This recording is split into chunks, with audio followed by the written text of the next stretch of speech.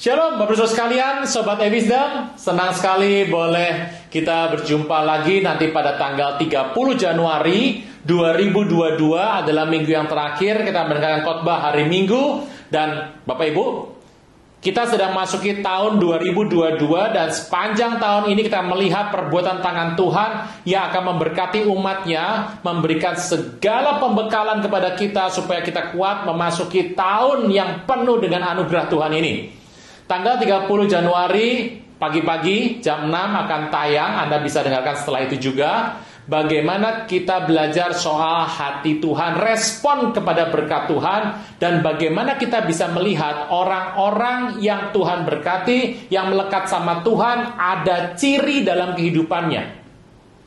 Saya berdoa bersama dengan keluarga, Bapak Ibu juga bisa beribadah.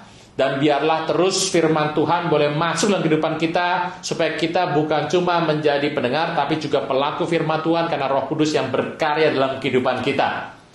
Sampai ketemu tanggal 30 Januari 2022. Tangan Tuhan memberkati kita berlimpah-limpah.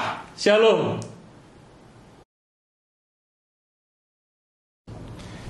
Shalom Bapak Ibu sekalian, Sobat E-Wisdom. Hari Minggu ini kita mendengar khotbah firman Tuhan. Kita mulai dengan doa bersama. Bapak di sorga, dalam nama Tuhan Yesus, terima kasih buat berkat berlimpah yang boleh alami sampai hari ini. Dari waktu ke waktu, saat demi saat, bulan demi bulan, tahun demi tahun, generasi lepas generasi, Kau tujukan kebaikan dalam kehidupan kami. Kami terus menerima semua yang baik daripada Tuhan. Tuhan Roh Kudus yang manis mencengkram kami dengan kuat, supaya kami tidak menyimpang kanan, tidak menyimpang kiri, tapi terus berpegang kepada panggilan yang ilahi. Pujian, hormat, kuasa, kemuliaan bagi nama Tuhan Yesus. Kau perisai hidup kami, Kau pagar tembok sekeliling kami. Tidak pernah ada yang jahat bisa menyentuh hidup ini. Engkau Tuhan, upah kami yang sangat amat besar. Dalam nama Tuhan Yesus, yang percaya boleh berkata, amin. Januari 2022, bulan pertama, saya berdoa Anda sudah berkemenangan untuk mengakhirinya pada hari ini. Dan kita akan segera masuk bulan kedua. Dan saya berdoa Anda berjaga-jaga, bersiap-siap, karena kelimpahan sedang dicurahkan. Tapi hati kita harus benar di hadapan Tuhan, supaya kita tidak salah meresponi berkat Tuhan.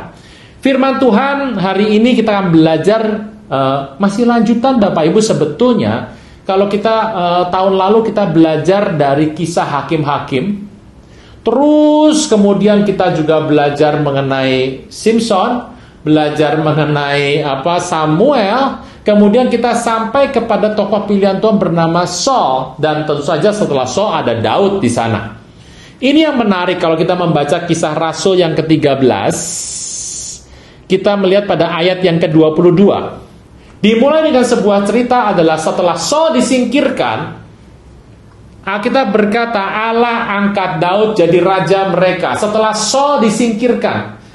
Kenapa seringkali Alkitab mencatat setelah Saul disingkirkan, setelah matinya Raja Uzia, maka Yesaya melihat Tuhan. Setelah Musa mati, Yosua diangkat untuk mengepalai bangsa Israel. Selalu ada sebuah tongkat estafet, masa yang harus berhenti, digantikan oleh orang-orang berikutnya yang Tuhan pakai luar biasa. Kekristenan, gereja itu bicara mengenai sebuah tongkat estafet. Engkau dan saya hari ini bisa belajar firman, bisa mengucap syukur, bisa belajar banyak, kita bisa menyembah Tuhan, karena kita telah menerima estafet dari hamba-hamba Tuhan pada abad yang pertama.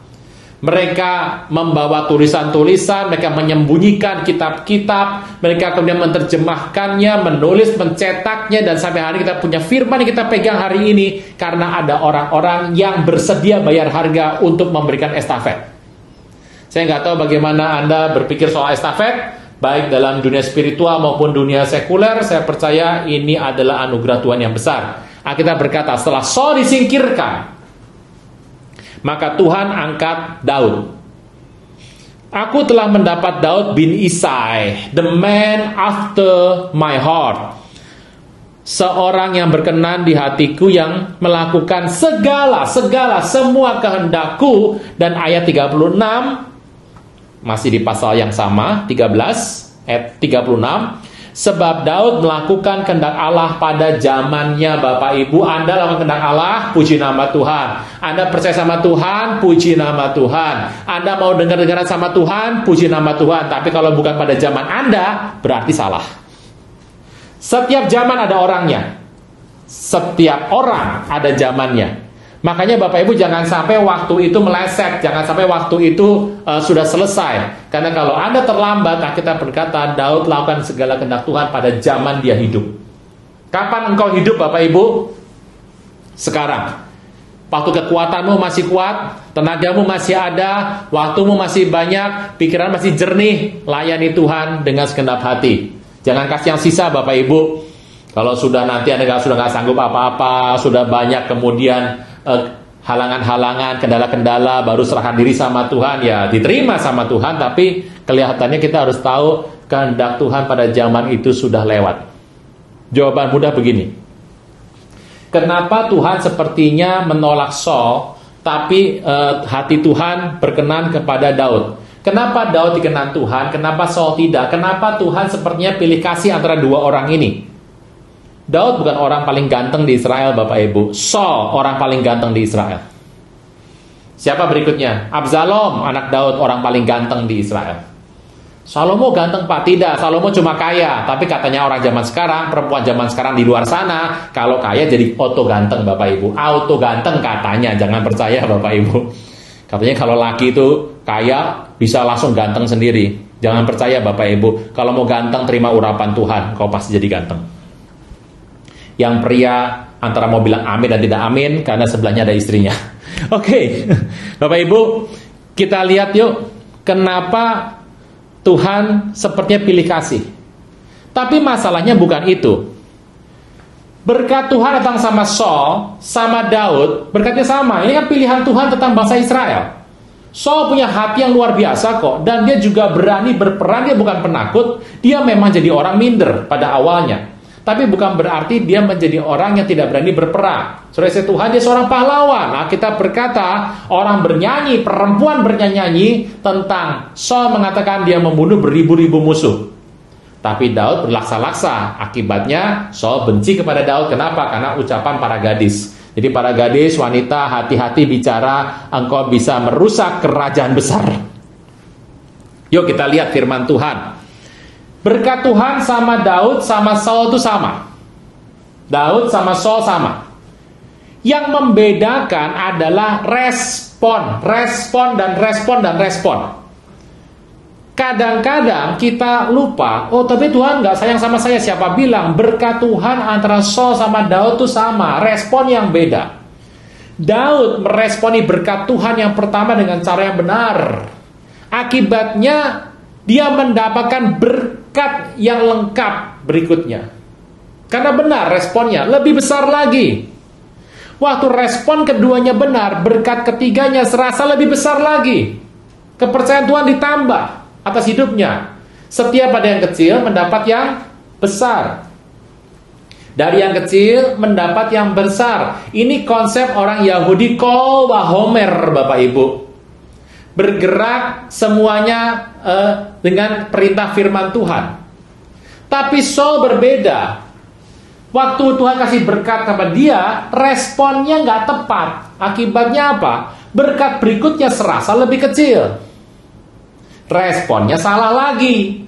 Akibatnya berkatnya nggak bisa turun semua. Responnya lebih salah lagi. Ya kejar Daud. Dia mau bunuh Daud. Bahkan dia tidak tanggung-tanggung. Dia tega untuk melemparkan tombak juga. Ingin membunuh Jonathan, sahabat Daud. Dia maki itu anaknya. Kenapa? Karena hasrat pengen bunuh Daud. Responnya salah, makin kecil berkatnya.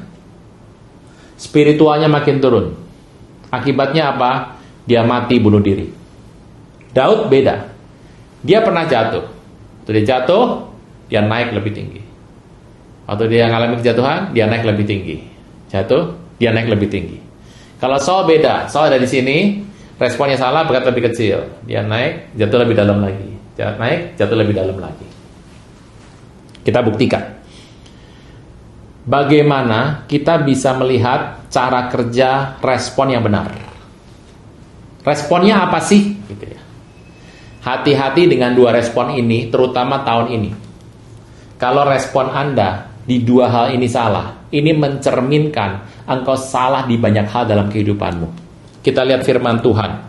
1 Samuel ke-13 ayat 19. Saul dari suku yang paling kecil, Benjamin. Dia adalah anak orang berada. Bukan susah hidupnya. Enggak, Daud pun enggak susah. Bapaknya punya anak banyak dan dia punya kambing domba. Yang dipercayakan pada Daud ya 2-3 ekor. Tapi dia adalah orang yang punya ternak, bukan orang miskin. Saul diangkat Tuhan. Dan dia sudah punya anak hari itu, Jonathan. Yuk kita lihat ayat 19. 1 Samuel 13 ayat 19. Firman Tuhan berkata, seorang tukang besi tidak terdapat di seluruh negeri Israel, sebab orang Filistin berkata, jangan-jangan orang Ibrani membuat pedang atau tombak. Jadi semua orang Israel harus pergi kepada orang Filistin untuk mengasah mata bajak, beliung, kapaknya, atau arit masing-masing. Adapun bayarannya ialah 2/3 shikal untuk mata bajak dan beliung, dan 1/3 shikal untuk mengasah kapak dan untuk memasang kusa. Pada hari pertempuran, sebilah pedang atau lembing pun tidak terdapat pada seluruh rakyat yang bersama dengan Saul dan Jonathan. Tetapi Saul dan Jonathan anaknya masih memilikinya. Anda bisa lihat Tuhan pilih dia seorang yang tanda kutip walaupun dia berada tapi minder, ganteng tapi minder. Suku paling kecil, diurapi Tuhan dan didampingi oleh mentornya bernama Samuel, dan dia menjadi raja yang luar biasa sekali. Tetapi pada masa pemerintahannya yang terjadi adalah tidak ada tukang besi di negeri Israel. Kita tahu bahwa orang Filistin itu tinggal di Gad, Asdod, Anda tahu yang namanya Ekron di sana. Anda tahu yang nama orang-orang ini itu tinggalnya di daerah barat daya dari Israel. Israel itu baratnya adalah Laut Mediterania, Laut Tengah, dan di bagian barat daya itu tempat orang-orang Filistin pada hari itu. Kota-kotanya ada 5 di sana, yang besar di sana. Yang namanya Goliat dari Gad kan Bapak Ibu ya. Nah, kalau kita melihat firman ini, sebetulnya tempat-tempat di Israel itu ada yang namanya tambang-tambang mineral.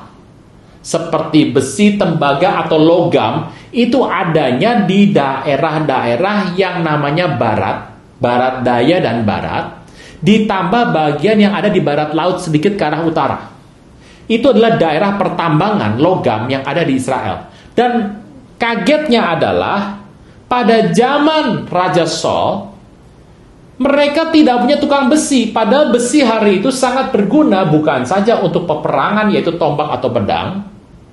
Kalau perisai berat lah ya pakai besi, biasanya pakainya adalah kuningan atau ada yang pakai emas. Kalau yang emas di bait suci adalah sebuah perhiasan, tidak dipakai untuk perang betulan itu Bapak Ibu. Nah, Alkitab berkata, itu besi dipakai sebetulnya untuk apa sih? Untuk mata bajak. Anda kalau lihat yang namanya sapi atau lembu, di tengahnya ada pair balance, itu adalah gandar. Di bawahnya ada besi yang tajam, kalau jalan bisa menggaruk tanah, namanya bajak. Kita tahu semua lah, karena kita ini negara agraria. Kemudian ada yang namanya beliung, kapak, dan arit masing-masing. Ini yang menarik. Untuk bisa sebuah pertanian berhasil, kerja sehari-hari bisa berhasil, itu mereka perlu yang namanya besi yang diasah. Arit itu untuk apa? Panen. Anda melihat yang namanya kapak, potong pohon, gitu. Beliung, benda tajam yang lebih besar, mata bajak, itu semua dipakai untuk sehari-hari, untuk pertanian makan, untuk yang namanya panen, gandum jelai, untuk mengambil yang namanya buah-buahan, untuk potong pohon, bikin rumah, itu adalah sandang, papan, dan pangan. Saudara Tuhan, logam besi menjadi tempat yang jadi alat yang sangat penting sekali, dan itu harus selalu tajam. Dibuat dengan bentuk-bentuk sesuai kebutuhan. Bisa dipastikan kalau sampai sebuah tempat tidak punya alat-alat ini, maka akan sangat kesulitan untuk bertahan hidup. Ya kan, berburu kan perlu senjata tajam Bapak Ibu. Ingat, zaman dulu tidak ada yang namanya peluru. Orang bikin panah masih bisa, tapi untuk sehari-hari biar mudah perlu membawa benda-benda besi tajam. Masalahnya adalah kalau sudah besinya itu tidak ada dan pandai besinya tidak ada di sana, maka itu kehidupan menjadi terganggu. Gak usah perang, ini baru masalah kehidupan ekonomi rumah tangga, pekerjaan bisnis saja sudah terganggu. Dan uniknya, kalau mereka punya yang namanya benda-benda seperti besi ini, reparasinya baru ngasah loh, baru ngasah. Untuk mengasah, belum pasang, belum membentuk, belum membuat, baru ngasah. Harganya adalah 2/3 shikal perak dan 1/3 shikal. Saudara Tuhan, kalau Anda melihat ini dengan kurs hari ini, itu harganya sekitar 100.000 sampai 150.000 harganya. Mengasah harganya adalah 100.000 sampai 150.000. Saya mau tanya, mahal atau murah? Ya tergantung ya Bapak Ibu ya. Cuma yang unik begini, untuk mengasah saja belum buat loh Bapak Ibu, belum membuat, memperbaiki juga belum, baru ngasah yang paling murah saja sudah senilai seperti itu. Kenapa? Karena mengasahnya sama musuh. Pertanyaannya, kalau kerja untuk langkah pertama baru ngasah loh, itu langkah pertama Bapak Ibu, belum buat, belum perbaikan, belum bikin yang baru loh. Baru langkah pertama saja sudah bergantung kepada Filistin. Pertanyaannya, bagaimana bisa menang perang? Lah pedangnya tumpul semua, tombak tumpul semua, itu kalau perang ditusuk orang Filistin, gak tembus semua itu. Langkah pertama sudah dalam kendali Filistin. Jangan harap bisa menang perang. Saudara Tuhan, ini merupakan respon yang salah dari Saul. Tapi kita berkata Saul sama Jonathan, anaknya masih punya pedang. Artinya apa? Alkitab berkata pada hari pertempuran pedang lembing aja nggak ada. Mungkin ada bertanya, pakai apa Pak? Bambu runcing mungkin. Jangan-jangan konsep bambu runcing yang dipakai oleh orang-orang di Asia pada masa perang dunia itu mengambil dari sini. Bisa jadi Bapak Ibu, tidak ada logam yang tajam, pakainya bambu runcing. Nah, saudara Tuhan, ini luar biasa sekali. Saul sama Jonathan tidak mau banyak urusan sama ini. Saul nggak mau pusing masalah ini. Yang penting apa? Yang penting di rumahku ada pedang. Anda bisa lihat bagaimana dia mengurus bisnisnya, bagaimana dia mengurus kerajaannya, bagaimana dia mengurus penggembalaannya. Yang penting aku dan keluargaku semuanya aman. Rakyat terserah. Saudara Tuhan, bagaimana orang bisa menang sama kuasa gelap? Bagaimana orang bisa hidup berkemenangan atas semua hal duniawi? Bagaimana orang bisa hidup berkemenangan atas setiap kendala kehidupan kalau dia masih menggunakan cara dunia? Bagaimana kita bisa menang sama dunia kalau kita pakai cara dunia? Bagaimana kita bisa menang sama orang Filistin kalau kita ngasah aja membutuhkan orang Filistin? Ini ironis sekali. Sangat ironis. Alkitab mencatat ini merupakan satu hal yang sungguh-sungguh gak masuk akal. Bangun rumah perlu kayu. Potong kayu, potong pohon, menebang pohon butuh kapak yang tajam dan kapak yang besar, kapak yang bagus. Menebang pohonnya gagal. Bisa bayangkan, orang Israel rumahnya tidak bisa dibangun. Makannya kurang. Tanahnya tidak subur karena tidak dibalik. Akibatnya apa? Kehidupan mereka untuk perang saja sudah tidak berkualifikasi untuk perang. Kualitasnya sudah nggak sampai Bapak Ibu. Boro-boro mau perang, sebelum perang saja sudah kalah dari tampilannya. Nomor 1, Respon seseorang sebetulnya, waktu Tuhan memberkati, respon harus benar. Respon terlihat dari bagaimana engkau dan saya mengurus bisnis. Mengurus yang namanya posisi yang Tuhan percayakan. Seorang raja, posisinya raja, apa yang dia buat? Dia berkata, yang penting aku sama anakku punya pedang. Mau cari selamat sendiri. Orang yang mementingkan diri sendiri, dia lupa ada satu masalah di muka bumi ini di akhir zaman yang hanya bisa dihadapi kalau engkau dan saya unity. Ada saatnya Anda kerja sendiri dan berhasil, single fighter, lone ranger, yaitu sendirian. Tapi saya mau beritahu, ada banyak peristiwa yang hanya bisa didapatkan secara efektif kalau kita unity, termasuk yang namanya amanat agung. Nggak aneh Tuhan singkirkan Saul. Dari awal sudah kelihatan egosentrisnya. Hanya kepada kelompoknya, kepada keluarganya. Tidak peduli sama rakyat bangsa Israel. Waktu mereka mulai bergantung sama musuh pun, Saul tidak ambil pusing. Jawaban pertama, kenapa Tuhan berkenan kepada Daud, kenapa tidak kepada Saul? Respon yang salah dari Saul membuat hidupnya berantakan. Apa ciri responnya? Lihat bisnisnya. Dari cara Anda dan saya mengelola bisnis, dari cara kita mengelola tanggung jawab, setiap rumah tangga tentu saja harus ada pekerjaan yang dibuat untuk menghasilkan uang untuk makan. Paulus berkata, nggak mau kerja, nggak usah makan. Setiap orang harus berkarya. Karya ini kalau orang percaya berkarya seperti yang Tuhan taruh. Tetapi kalau orang dunia berkarya dengan segala cara supaya berhasil hidup, bertahan hidup. Tapi saya mau beritahu ada banyak orang dalam hidup ini, dia berkarya di tempat yang Tuhan gak pernah suruh. Endingnya, dia menjadi egosentris, mementingkan diri sendiri, mau enaknya sendiri, gak peduli sama yang lain. Ciri orang seperti ini adalah ciri yang sama seperti Saul. Dan ini bisa berakibat perkenan Tuhan berkurang dalam kehidupannya. Kita catat Bapak Ibu, bukan saya. Bagaimana kita bisa menang sama dunia? Kita berkata yang bisa mengalahkan dunia adalah iman kita. 1 Yohanes 5 ayat 5. Tetapi kalau kita saja menggunakan cara dunia, bagaimana caranya kita bisa kalahkan dunia dengan cara dunia? Perhatikan baik-baik tanggung jawab Anda dalam kehidupan ini.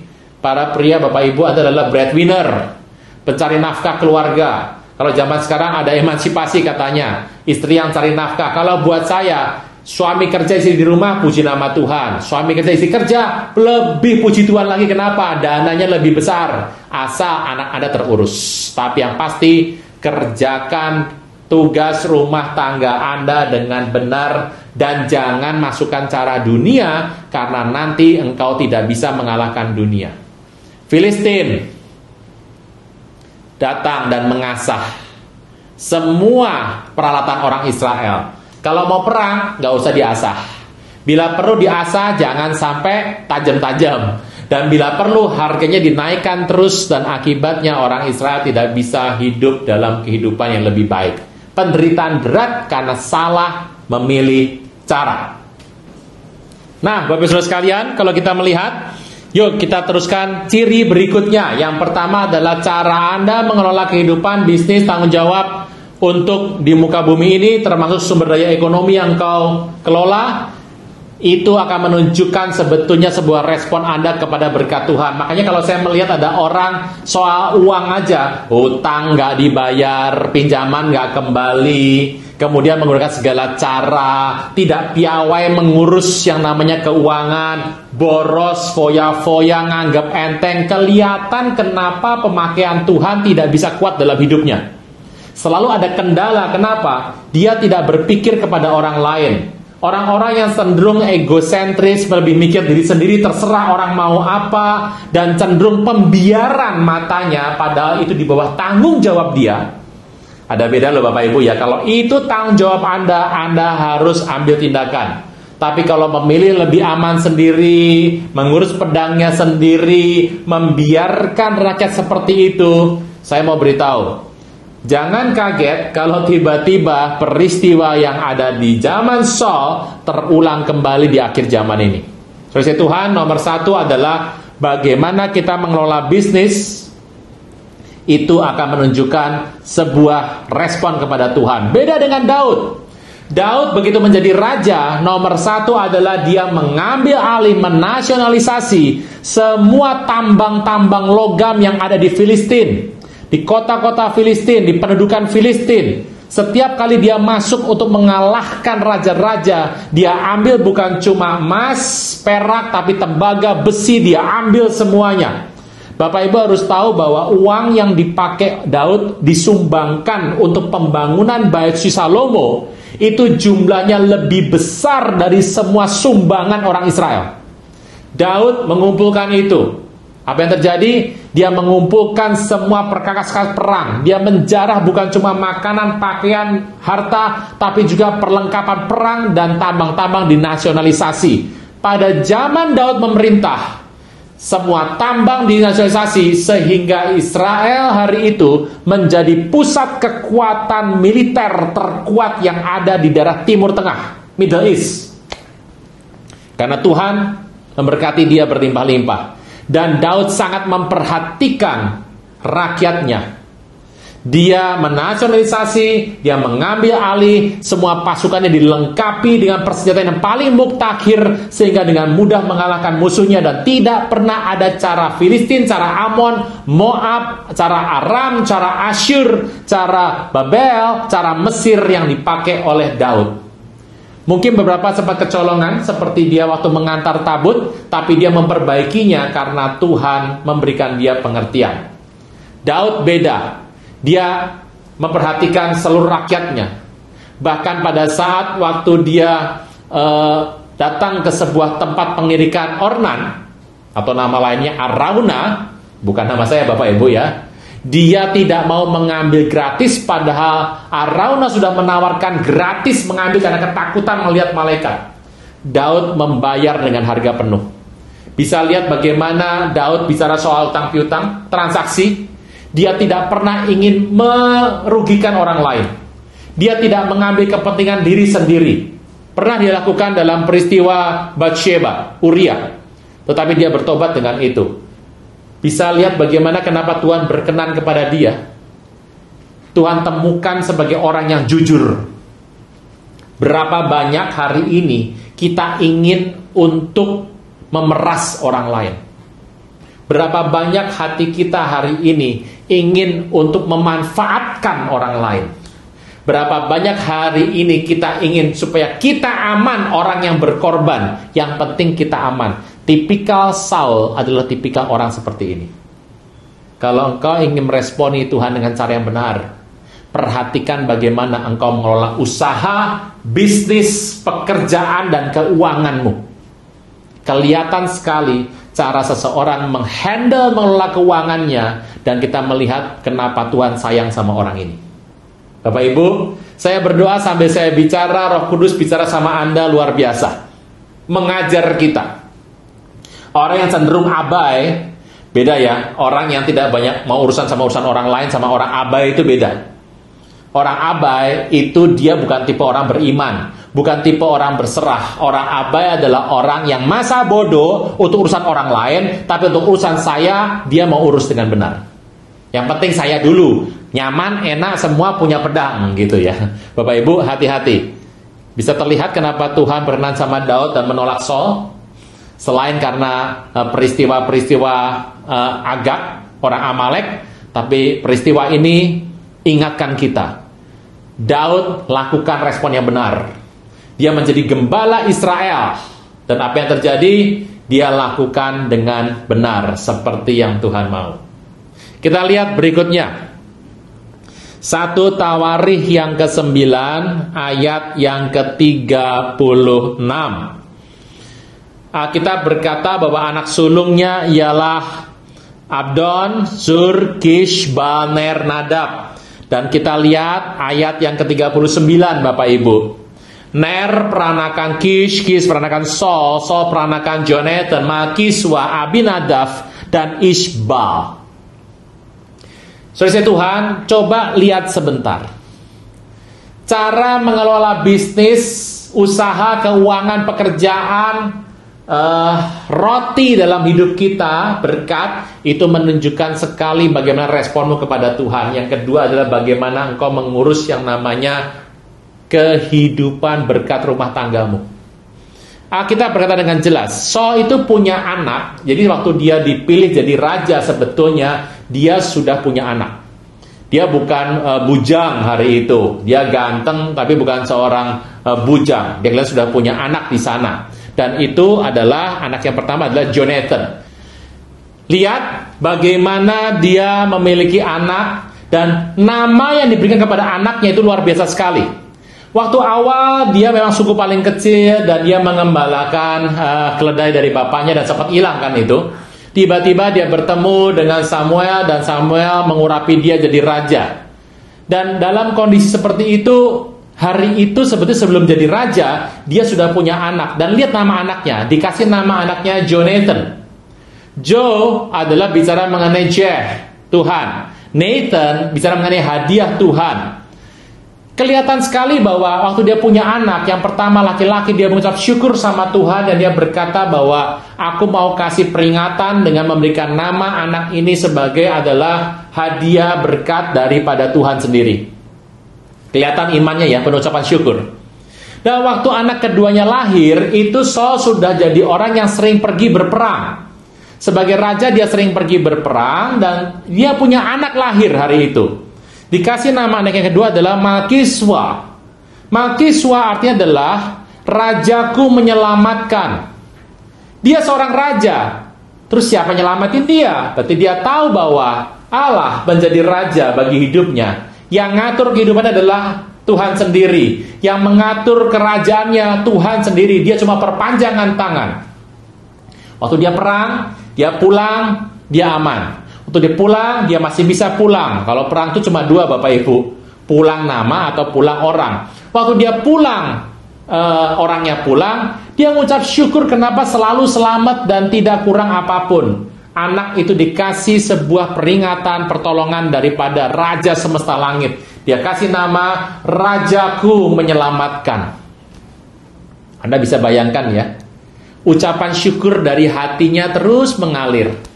Waktu dia punya anak yang ketiga, hari itu dia tahu bahwa kerajaannya itu sebetulnya sulit untuk berkembang karena dicepit sama kiri kanan. Tetapi dalam hidupnya dia menerima anugerah demi anugerah. Dia kasih nama anaknya Abinadab, ayahku yang berbelas kasihan, ayahku yang memberi, ayahku yang ngasih kado, ayahku adalah orang yang memberikan anugerah. Jadi dia tahu bahwa siapa ayahnya. Ayahnya Kish tidak ada urusan dengan itu. Siapa yang dimaksud dengan nama Malki, Pak Rajaku, Abi ayahku, ya Tuhan. Tapi setelah kerajaannya kokoh, dia mulai usianya mulai dewasa, mulai mature menjadi tua, dia menjadi raja yang secara ketentaraan dia sudah berhasil menang di mana-mana dengan lewat tangan Daud, ya bukan tangan dia, lewat tangan Daud. Yang terjadi dia punya anak lagi. Yang mengagetkan itu anak dikasih nama adalah Ishbah. Ishbah, manusia Baal. Bapak Ibu kaget ya, kenapa Saul kasih nama anak adalah Ishbah, manusia Baal. Kelihatannya begini Bapak Ibu. Setelah dia menjadi raja, dia berkemenangan lewat tangan Daud, dia menjadi kaya raya. Dia kasih nama anak itu berdasarkan dari dewa orang-orang sekeliling. Dengan dia kasih nama anak itu adalah manusia Baal, berarti orang sekeliling akan menganggap bahwa Saul itu bukan seorang yang radikal. Dia tidak berbahaya untuk masyarakat atau kerajaan tetangga. Kenapa? Ternyata dia juga mungkin punya simpati atau menyembah kepada dewa kita yang sama. Jadi Saul tidak berbahaya. Saul nggak perlu diserang lah, nggak perlu untuk dipersulit lah. Waktu Saul memberi nama anak ini, ada peluang kemungkinan besar bahwa dia tidak ingin bersusah-susah untuk ribut dengan negara tetangganya dan meresikokan tahtanya sendiri. Banyak orang percaya sengaja menggunakan atribut-atribut atau identitas-identitas dari orang-orang yang membenci Tuhan Yesus supaya dia mendapat keamanan dalam kehidupan dan usaha dan keluarganya. Sering melihat ya Bapak Ibu ya. Sering kali kita melihat atau di mana dan sekeliling kita orang itu menggunakan identitas musuh supaya musuh tidak menyerang kita. Kenapa ada orang mengatakan, oh saya mah kalau saya menyembah mah semua Tuhan saya sembah, semua dewa saya sembah, biar aku tenang. Ini orang-orang self-center sekali. Kepada dewa A, B, C, D, E, oh Tuhan Yesus saya nyembah Tuhan Yesus. Tapi kalau dewa A saya nyembah, dewa C nyembah, B nyembah. Semua juga sama, saya sembah toh. Saya beritahu Bapak Ibu, orang seperti ini itu mirip dengan Saul. Anaknya dikasih nama Ishbal. Dengan begitu, peluang untuk dia diserang atau dibuat susah oleh kerajaan musuh tetangganya itu yang ada di tetangganya itu menjadi semakin kecil. Dia tidak mau susah dalam hidupnya. Daud bukan sebuah contoh orang yang memegang sebuah kepiawaian dalam mengatur rumah tangga. Tetapi hati Daud ingin itu baik. Semua anak Daud mendapatkan nama seperti pengalaman hidup Daud yang ditolong oleh Tuhan. Kalau Bapak Ibu membaca Mazmur, ucapan syukur Daud yang ada, itu semua tercermin dalam anak-anaknya Daud. Yang unik Bapak Ibu, yuk kita teruskan di ayat 40. 1 Tawarikh 9 ayat 40. Bukan cuma Saul, anak Yonatan, jadi ini cucunya Saul, namanya Meribaal. Nah, kaget juga ya. Meribaal. Nama lainnya Mephiboset. Atau orang bilang Ishbosheth. Manusia yang memalukan. Oh, namanya nggak bagus Bapak Ibu. Jonathan memang dekat sama Daud. Tetapi masalahnya bahwa pola pikir Saul itu meracuni Jonathan. Pola pikir Saul ya kan tiap hari ketemu sama Saul ya otomatis budaya keluarganya nggak jauh-jauh dari sana. Walaupun hatinya dekat sama Daud. Bapak Ibu, Anda bisa bayangkan. Sebetulnya respon itu terlihat dari bagaimana dia bersyukur atas rumah tangga. Seberapa banyak Anda bersyukur, dan orang tuh suka sekali memberikan nama-nama kepada apa yang dia buat. Sering, Pak, dari mana Pak? Sebuah perusahaan itu pemiliknya orang percaya apa tidak? Lihat nama perusahaannya. Kalau isi nama perusahaannya kadang-kadang adalah berkat super melimpah ruah banyak sekali. Nanti pemiliknya adalah orang-orang yang maruk kan begitu. Dari namanya kelihatan kalau PT-nya adalah PT-nya Goshen, ya toh. Kalau nama PT-nya adalah misalnya seperti nama sungai yang ada di kitab Kejadian, ya toh. Di sana tertulis ada nama PT Efrat, kan, Kejadian yang pertama, ada PT Tigris gitu ya. Ada lagi namanya PT Gihon, ada lagi yang namanya kalau lihat ada namanya PT Pison, kelihatan sekali yang punya adalah anak Tuhan. Dari nama kelihatan. Nah, kalau ada namanya adalah PT Sumber Berkat Berlimpah Luar Biasa lah, ini sama maruknya dengan yang pertama tadi. Nah, saudara Tuhan, cara orang memberikan nama itu kan merupakan sebuah histori, sebuah ingatan dalam hidup. Terutama keluarga yang memberikan nama anak adalah Ishbal loh. Meribaal. Saudara Tuhan, unsur-unsur seperti ini sebenarnya adalah sebuah respon yang tidak terlalu tepat dengan rencana Tuhan. Kalau kita melihat apa yang Tuhan buat dalam kehidupan Saul sama Daud, Saul mengakhiri dengan dia mencari sebuah arahan hidup dari seorang dukun di Endor, pemanggil arwah di Endor, dan akhirnya dia mati terbunuh.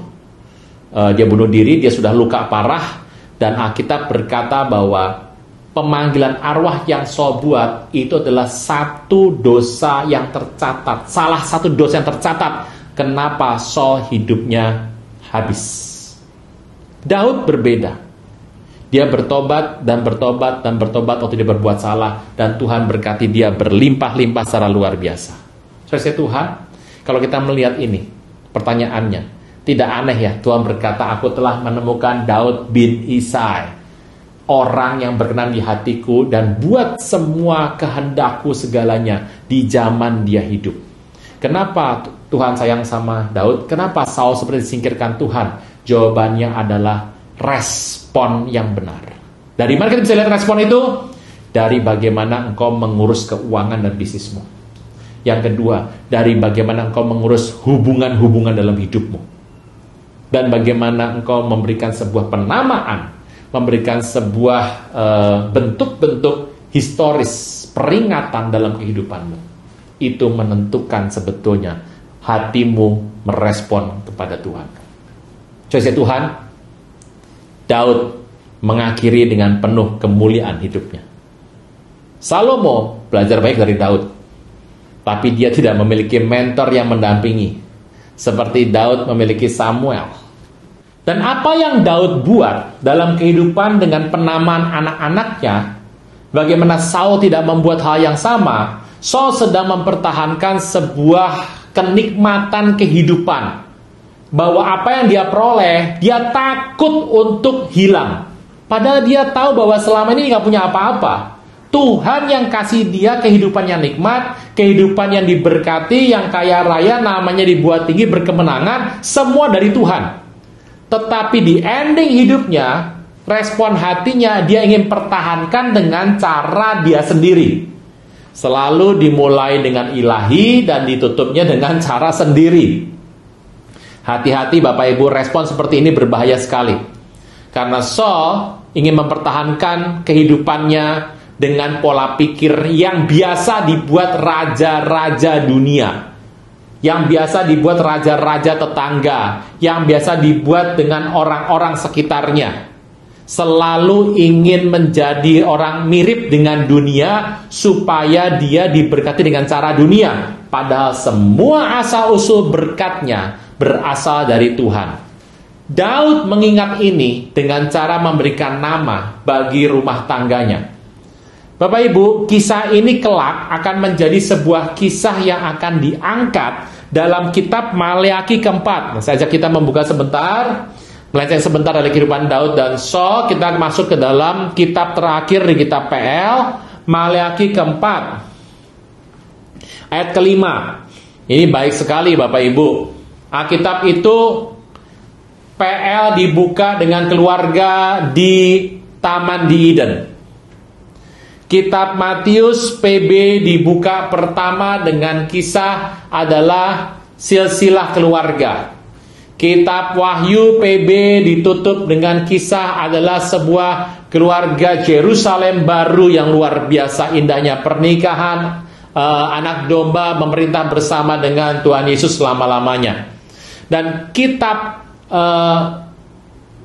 Tanak, kitab Torah, Ketubim, jadi Tanak itu adalah Torah, Nebiim, Ketubim adalah kitab orang Yahudi, ditutup dengan cerita pulang kembali kepada rumahnya.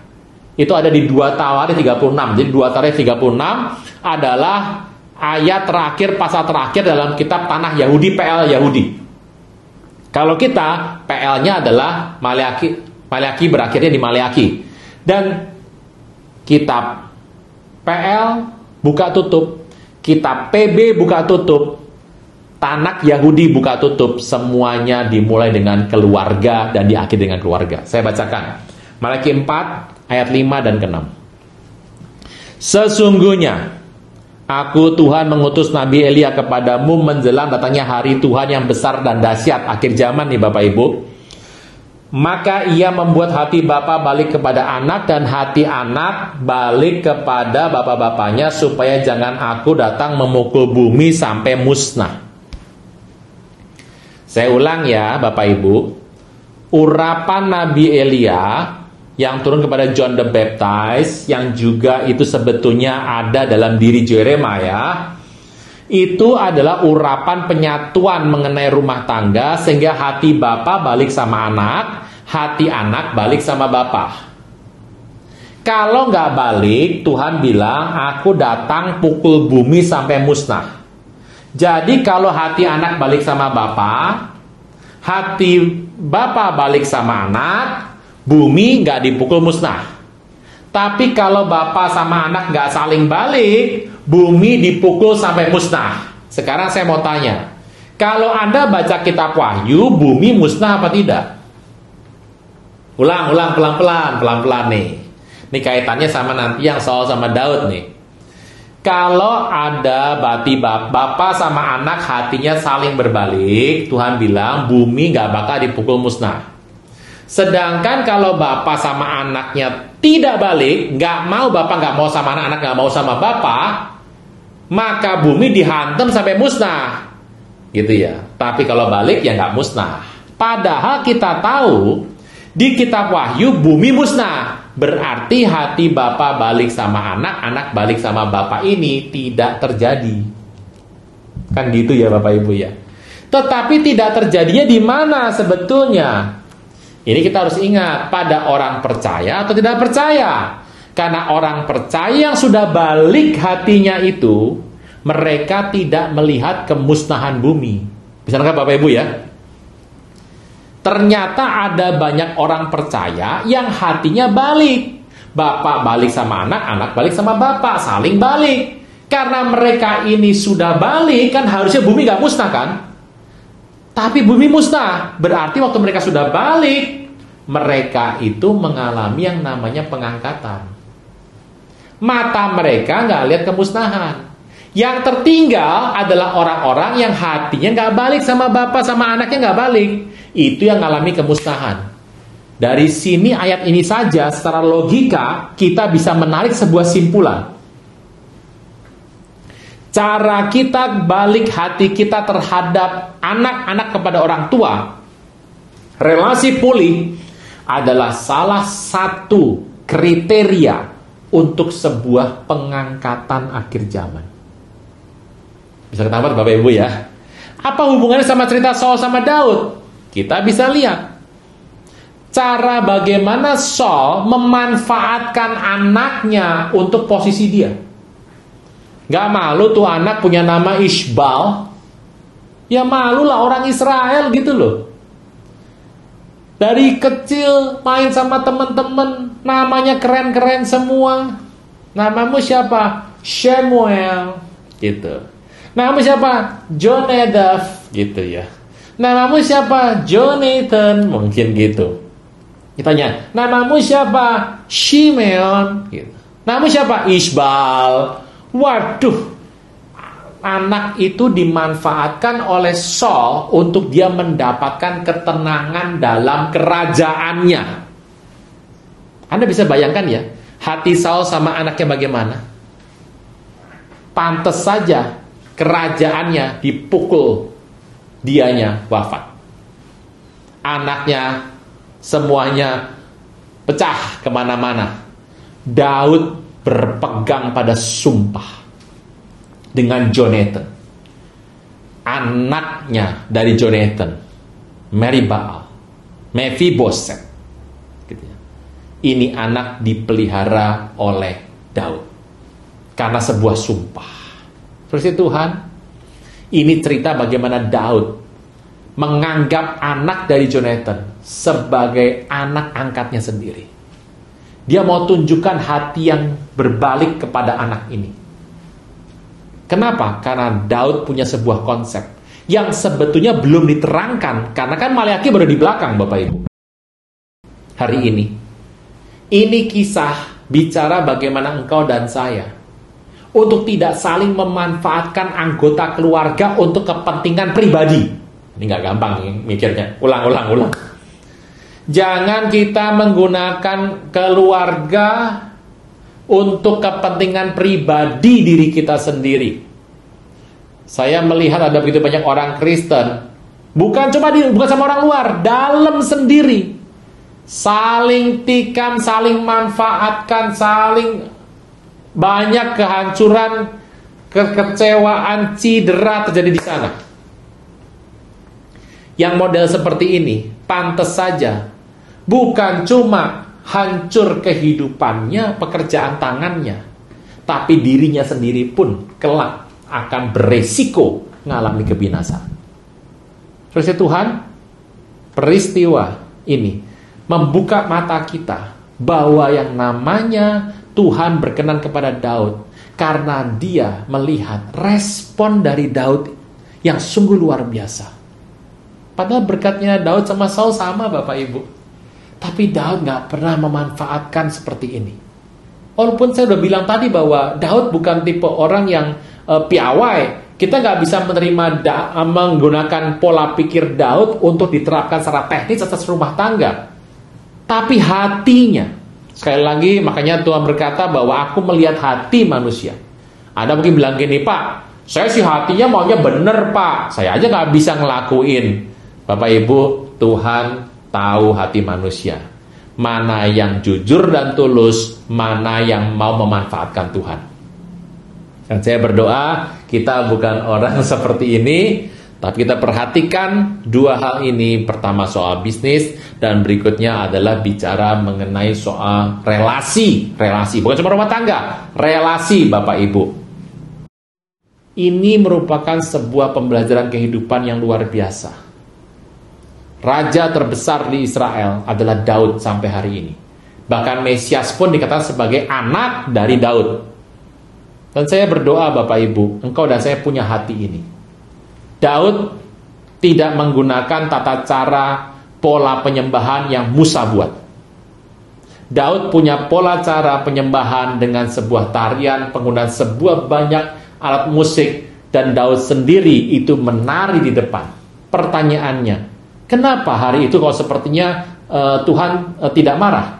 Daud tercatat tidak membuat Paskah, Bapak Ibu. Paskah ada di zaman terakhir adalah Yosua, dan baru ada lagi kemudian pada zaman Raja Yosia. Pada Paskah adalah perayaan yang sangat penting. Pertanyaannya, kenapa Daud nggak buat tapi Tuhan nggak marah? Salah satu yang bisa kita sampaikan, ada banyak alasan Bapak Ibu yang mungkin tersembunyi bagi kita, adalah karena respon yang benar. Tahun ini, kalau Anda mungkin sudah melewati tahun kemarin, dengan mungkin banyak ada masalah karena masalah pandemi belum usai, hari ini ada sebuah kelegaan. Pastikan bahwa semua tindakan kita adalah ucapan syukur demi ucapan syukur demi ucapan syukur. Patri, sebuah nama. Tulis sebuah nama sebagai sebuah peringatan. Makanya saya seringkali bicara kepada rekan-rekan yang atau anak-anak bimbingan segala macam.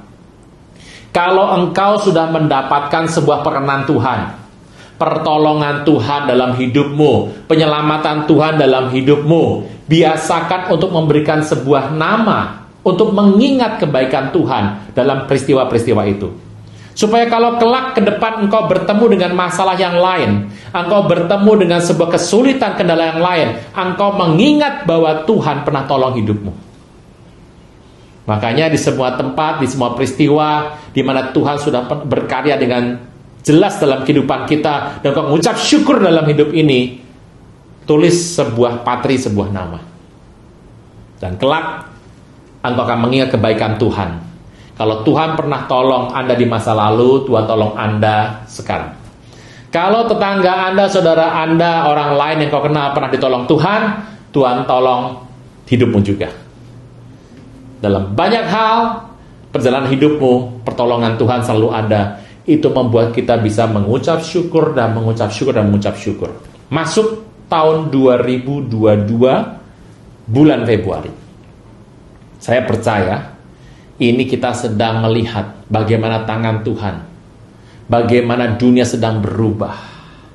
Setelah banyak sekali 2 tahun dalam masa kungkungan, ini kalau dilepas sedikit orang mulai banyak yang mengumbar, atau udah nggak tahan buat jalan-jalan, atau nggak segala macam. Ekonomi mulai menggeliat dan bangkit dengan luar biasa, ditambah dengan cara-cara baru dalam ekonomi yang hari ini yang nggak pernah ada di masa-masa sebelum pandemi atau belum berkembang di masa itu. Ini mulai muncul saya berdoa, kita jadi orang yang terus memegang sebuah rencana yang Tuhan berikan. Jadi orang yang terus berpegang pada firman Tuhan.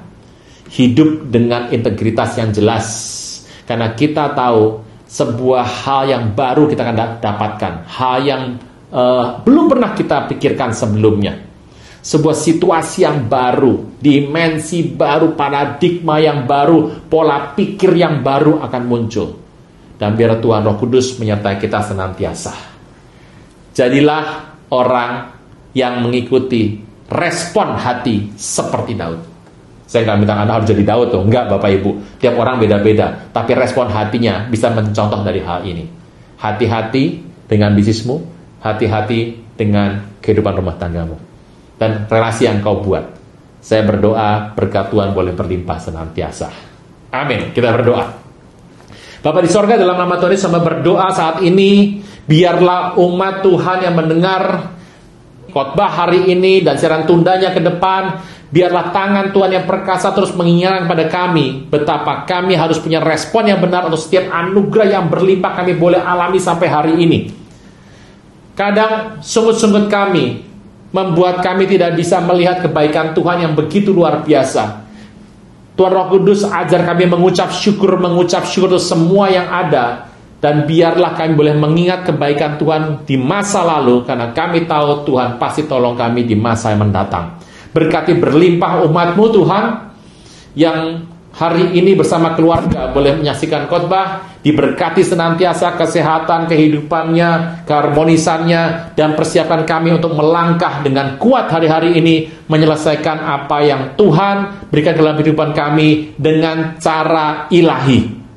Respon kami benar dan cara kami berkenan di hadapan Tuhan. Berkat berlimpah dari Bapa, Anak, Roh Kudus menyertai kehidupan kita sekalian. Mulai saat ini sampai Maranatha, bahkan sampai selama-lamanya. Di dalam nama Tuhan Yesus yang percaya diberkati, sama-sama boleh berkata, amin. Jangan tunda menerima Yesus. Hanya Yesus yang sanggup melepaskan Anda dari kesalahan dan dosa. Selalu ada waktu bagi Dia, tetapi tidak selalu ada waktu bagi Anda. Mari, ikuti saya mengucapkan doa berikut dengan yakin. Tuhan Yesus, ampuni semua kesalahan dan dosaku. Saat ini dengan sadar dan rela, aku mengundang Engkau sebagai Tuhan, Raja dan Juru Selamat hidupku. Terima kasih Tuhan Yesus, untuk namaku telah dicatat dalam kitab kehidupan. Amin.